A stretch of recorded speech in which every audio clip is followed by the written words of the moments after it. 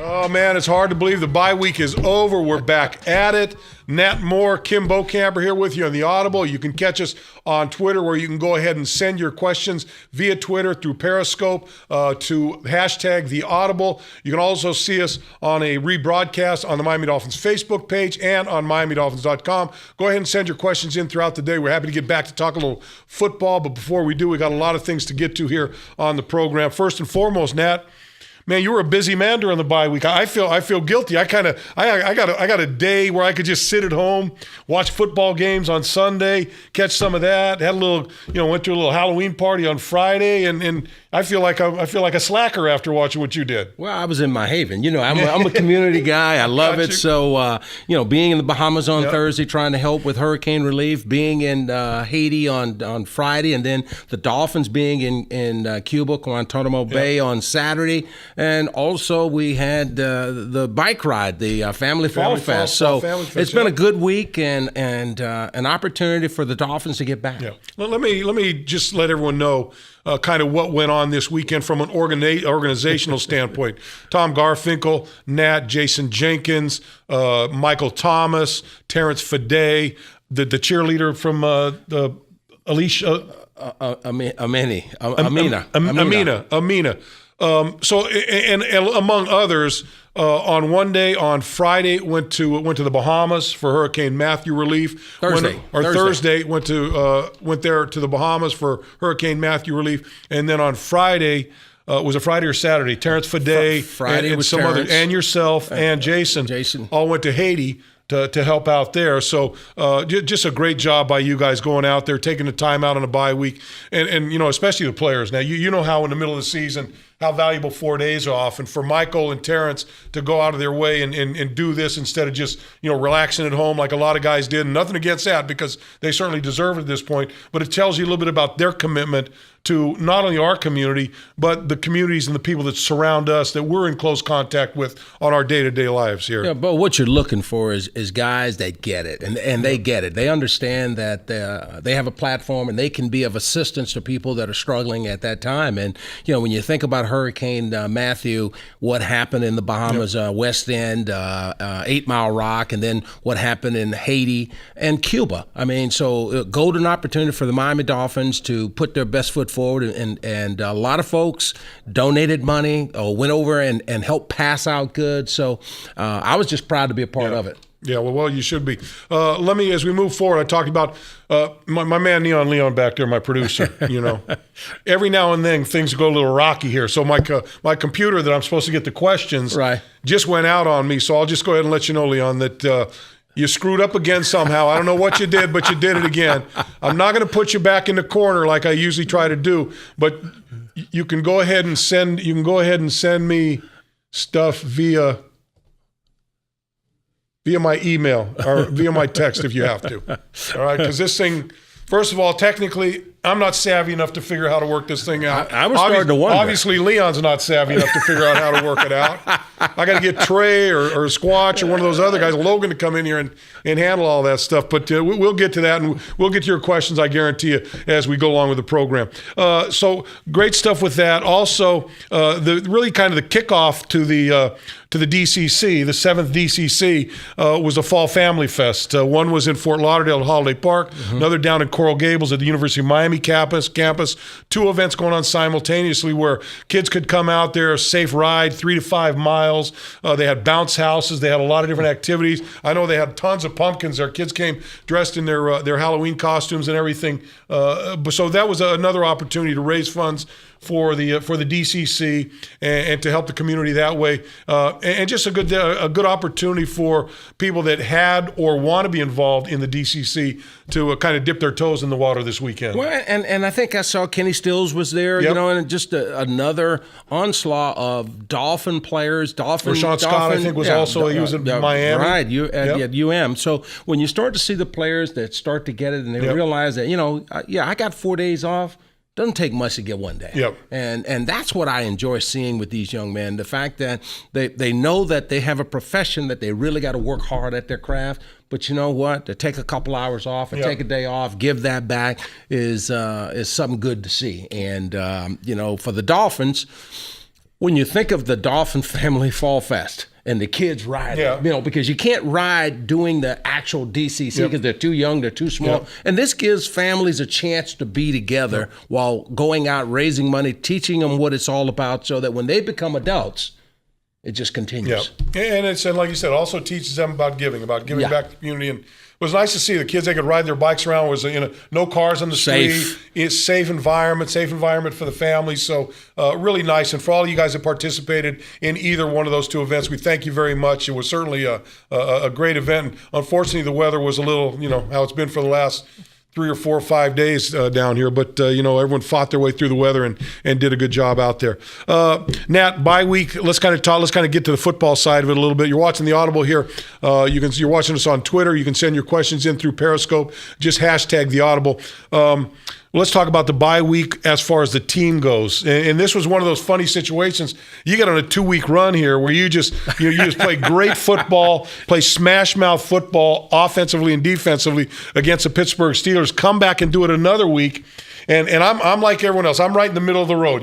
Hey, you'd like to keep the momentum going, but boy, what a great opportunity for guys to heal up, get ready, because now they've got 11 games left to go, and it looks like we have a chance if we play the way we've played the last couple of weeks, where we may have a little run here that who knows where it can lead us. And they're really, at this point today, there's no reason to believe that these guys aren't going to come out and play with the same type of aggressiveness that we've seen the last 2 weeks. Well, I think, it gives you a chance when you get that bye week to not only heal up, but to go back and look at what you were doing and go back and start figuring out some other things you want to add, because as you get ready to play the New York Jets, they're going to look at those 2 games of film and they're going to try and figure out how we're going to stop you. So in doing so, you've got extra time to not only get healthy, but to prepare for the Jets and what they're doing and what you expect them to do. So, I look at it as a good time for the break. It's almost right at the center of the season.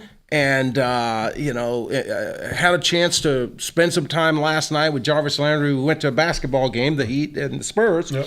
And they can't wait to get back. Him and Juwan James, they're enjoying their life, but they also realize the task at hand. And I think that's the important part. Does Jarvis think he could play in the NBA? Well, he shot a couple shots last night, and not NBA quality. Wait a minute, not hit one. He just could hit the rim. So, he kept saying one more. So you're not going to tell me, because we had a chance to play with a lot of our guys. You're not telling me he had Ed Newman-esque skills on the basketball court. No, he's a little bit better, but he would have been a backup. Okay, I got you. Hey, let's get a first question here via Twitter. Hey, Bo, what do you think about the Dolphins playing again in London next year? That was going to be something we were going to get to here a little bit. So the news came out yesterday morning that the Miami Dolphins would take a home game next year, move it to London. They'll play the New Orleans Saints. Not sure the date, time, all those things, and what stadium it's going to be at when they go over to London. But the Dolphins will go, and this is part of the package. In 2014, the league, put it in and said, look, if you get a Super Bowl, you've got to take one of your home games within a 4-year period, and you've got to go over to London and play the football game over there. Yeah, and ironically, you hate to ever give up a home game, but by the same token, to get a Super Bowl and what that means economically to your community, it's worth it. It's tough for the fans that are giving up a home game. But in the end, it's the right thing to do. And sometimes it's better to give it up early than to give it up late. As we continue to make this push toward righting the ship and getting the team playing in the right direction, you'd rather give it up early. And as you get into that next 2, 3, 4 years down the road, have everything right here at home with a chance to make the playoffs. I'm with you. And it's funny, because I was doing a radio show this morning, and they said, well, you got to give up the home game. And really, what did the Dolphins organization get out of giving up a home game and having a Super Bowl? Is it worth having a Super Bowl to give up a home game? And I said, probably for the team, it's probably not worth giving up a home game to go for the Super Bowl. But for the community at large, and for everything that it does for South Florida, I think that having the Super Bowl is is extremely important, especially now for this organization, for this city, for the counties that are involved in it, for all of South Florida, to get back into that Super Bowl mix. So, yeah, it's a small price to play a home game, to give up a home game, but to have a Super Bowl and everything that surrounds that within our community. Well, Bo, for me, it's a no-brainer. Yeah. I mean, when you think about what it gives South Florida, what it gives the totality of South Florida by giving up that, getting a Super Bowl, but even more so, we are one of 32 teams in the NFL. And the games in Europe is something that the NFL is looking to grow, and we're part of that. So as the NFL grows, as you find new territory and the funds come, we actually get something out of it. I mean, so in the end, it's not about just giving up a game. It's about being a part of a league that's where they're trying to go. Well, look, they're playing 3 games over there a year now. That's 6 teams involved in that each and every year. So it's not like you're being singled out for any of these situations. That being said, they've got another game this year, I believe, in Mexico City. I forget who's playing, but there's 2 of the West Coast teams are playing in Mexico City. Where do you see these games? Where do you see what's the end game, do you think, with these games internationally, and mainly, though, in Britain, in London? I believe that Roger Goodell's legacy is to grow the game internationally. Yeah. I mean, we've already got 32 teams in the U.S. If you can grow it in Europe, or you can grow it in Mexico, which is another area that they play American football. It's very close to the U.S. We've played in Canada, too. Toronto's another spot where they played games. That's where they are looking to go. I mean, at one point, if you remember, they were talking about trying to move the Buffalo Bills to Toronto. And so far, that's gotten nixed. But the growth is international. That's what basketball has already tried to do. They're playing games internationally. So, well, look, the flip side is you look at the European, you look at the Premier League. Their teams are coming over here and playing games. And now they're preseason games, they're exhibition games at they're the start of their season. But I wouldn't surprise me that eventually you start seeing the same type of thing where they come over here and try to increase their audience here. Let me move on to something else here, Nat, because someone comes in and asks a question. Big Black Joe asks a question, so we'll go ahead and get to him. Before I answer the question, looking at this game coming up against the Jets, Jets are number 1 in defense against the run, number 32 in defense against the pass, which a lot of times you look at those numbers and say, well, maybe there was a reason they're number 1 in the rush because everyone's throwing against them when they're 32 against the pass. So this is a game going forward where the Dolphins' running game that's been so successful over the last 2 weeks is going to be tested by probably the best defensive team they've faced. So Big Black Joe asks, do you think that Drake being around Ajayi and Williams' physical running style will make him a better player? Wait a minute. Are you asking me if the rookie is going to become a better player, not playing, sitting on the bench, playing behind Ajayi and Williams? I said, at Big Black Joe asked, do you think? So I'm not asking you. I mean, at some point, the question is, can Kenyan Drake become a better player by watching Jay Ajayi and Damian Williams, their aggressive style of play? Can he learn from that? I think he can, but by the same token, I like to see him in the game. But by the same token, he had a chance to learn when he was at Alabama. Yeah, no doubt. All right, because of their aggressive running style. Yeah. The reality of it is right now you've got Jay Ajayi running downhill and running hard, great balance, making plays. You got the offensive line coming off, hitting people. I don't care what the Jets do. You want to pound the football, play action, and then you get the touchdowns. But if you change what you do because of somebody else matches up well against you, well, you've taken away the strong suit of what you do. You want to have 7-8 men in the box. And then you allow Jarvis Landry and Kenny Stills and those guys to go one-on-one all day. Now you get those scores. But if you don't commit to running the football because that's what they do well defensively, I mean, Pittsburgh, they were in the top against the run, right? Yeah. No, I said, look, Buffalo, we've had trouble with Buffalo in that defensive front for years now, and the Dolphins are able to do, the other thing with the running game and what they're doing, Nat, and this is where this football team and this organization wants to get to down the road, where, and Nat, we've been in that situation at times where, you scout the other team, you look at what they're doing, but when you go into the game, it's like, hey, you know what? I don't care what they're doing. We're just going to do what we do and what we do best. And if you stop us, well, hey, I'll congratulate you and shake your hand.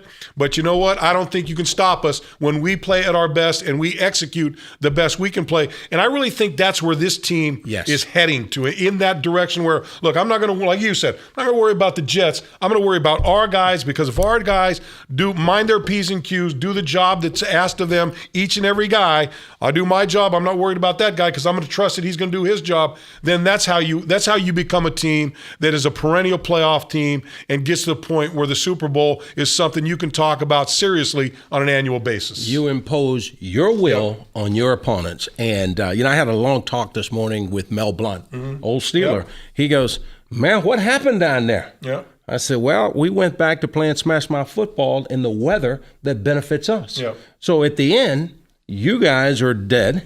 Yep. And now we're really just pounding you. He goes, yeah, but you did the same thing the next week against Buffalo. Yep. I said, yeah, well, we're getting back to old school football. Yep. We're getting back to doing the things that we can do well. We got all 5 offensive linemen together for the first time, and we're seeing the fruits of the labor. Yep. The backs are running hard. They're trusting the linemen going to get the block, and they're hitting it. Yep. And because of that, we are running for 200-plus yards a game. And while they're doing it, you're seeing receivers blocking downfield. You're seeing offensive linemen get to the second level, sliding off double teams, picking up the linebacker that's made plays. So a lot of good things going. But I'm with you on that. It's just more about this kind of a roundabout circle, getting back to Kenyan Drake. But yeah, I'm with you. They've got to do what they do until somebody stops them from doing that. You're watching the Audible here on Twitter via Periscope. You can send in your questions at hashtag the Audible. You can also see us on a rebroadcast on the Miami Dolphins Facebook page and on MiamiDolphins.com. I'm Kim Bokamper. This is Nat Moore.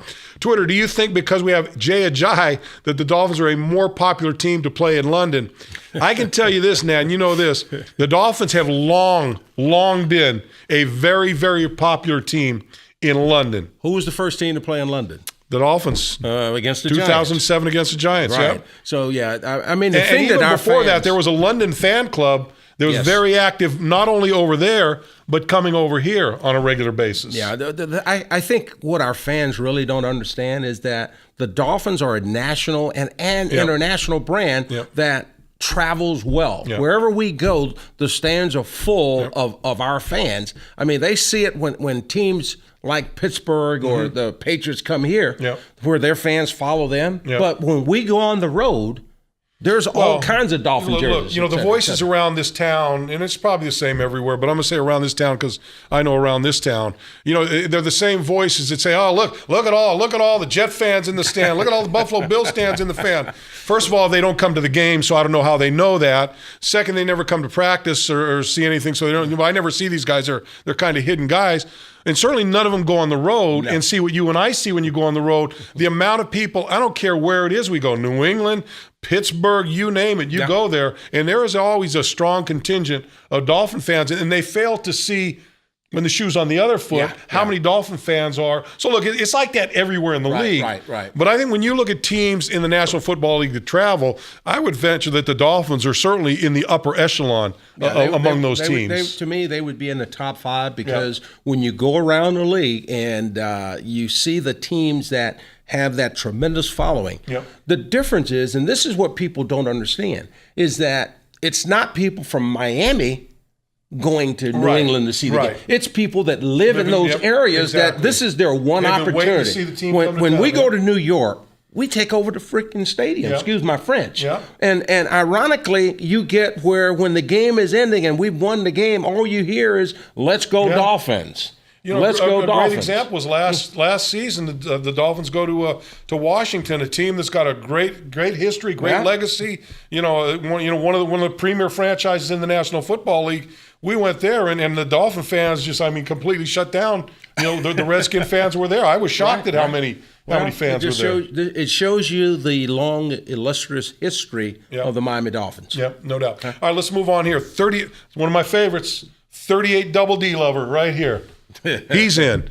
Got to give him guys all the time. All the time he's in there with us. Have you guys ever moved on me. It must be emphasized that Miami cannot come out flat after this bye week and lose. I agree with that. I think this team, for this team's confidence, for this team to keep this momentum going, this team has to come out. Look, I'm not saying that if something happens and they don't win the football game, but they've got to come out and play with the same, as I said early on, aggressive style on both sides of the football that we've seen over the last 2 weeks. Well, they just got to come out, play with a passion, yep. have fun. All right, because when you're having fun, you usually kick somebody's butt. Yeah. Well, the only way to have fun in the National Football League is to win games. Right. That's it. And the score will take care of itself. Yep. But if you come out worrying about making mistakes, worrying about doing this and et cetera, you become non-aggressive. Yep. So like you say, you want them to come out, play with passion, be aggressive, and let the chips fall where they may. Yep.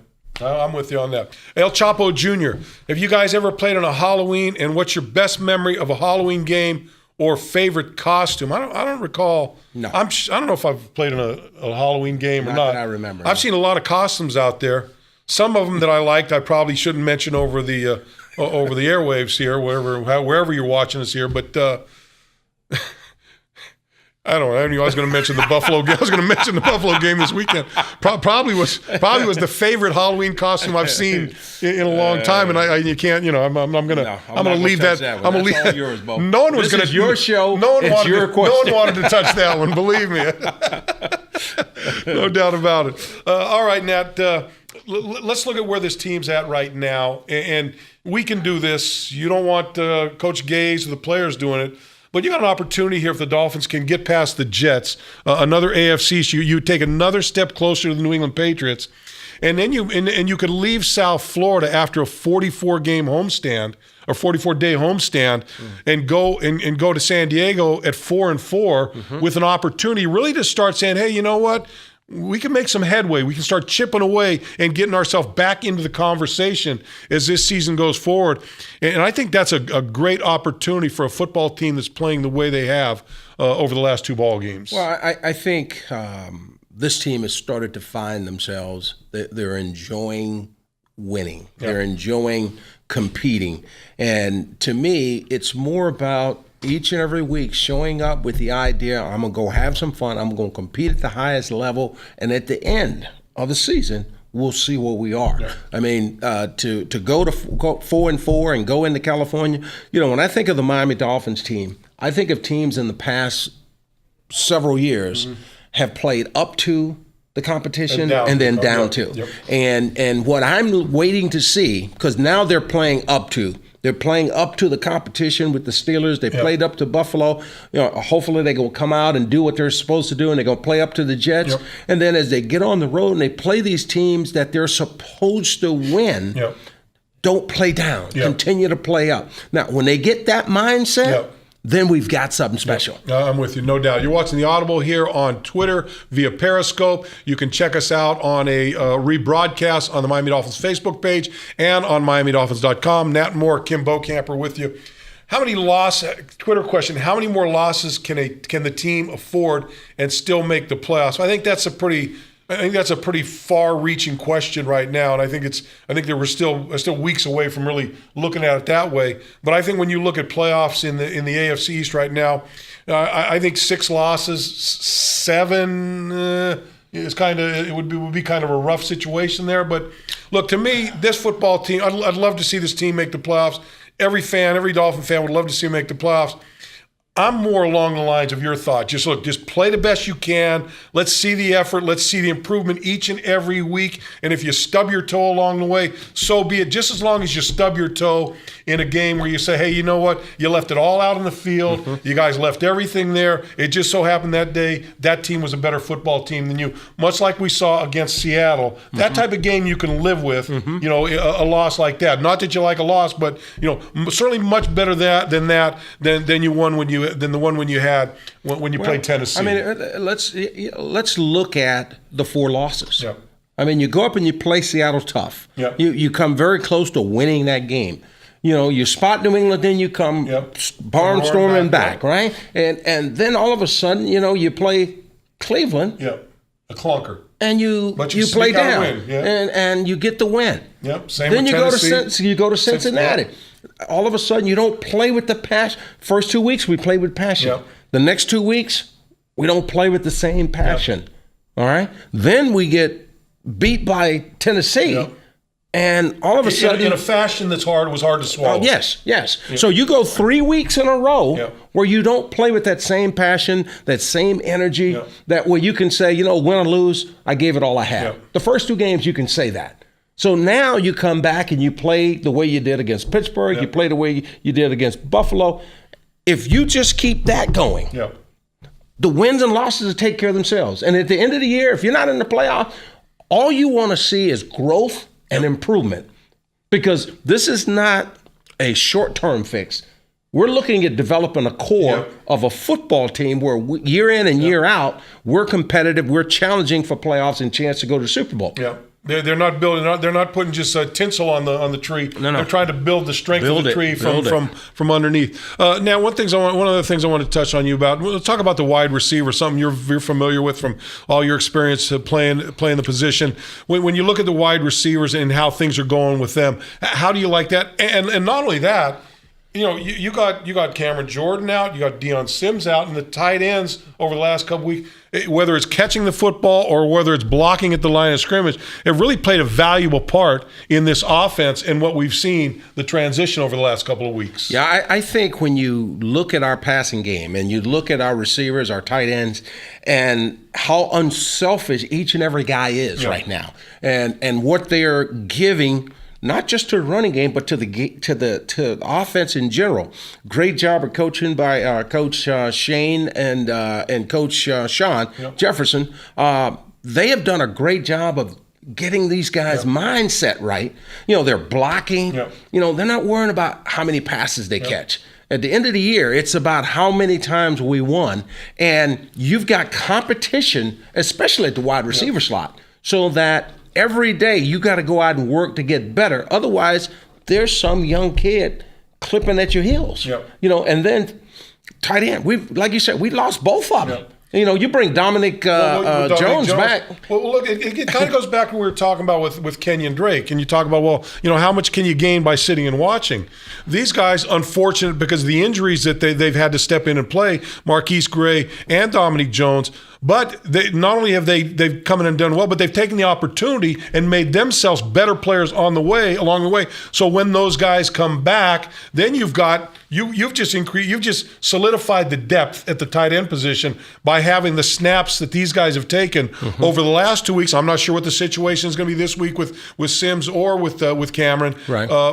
But they'll probably get more reps this week, which again will allow them to be better football players down the road. It's called preparation meets opportunity.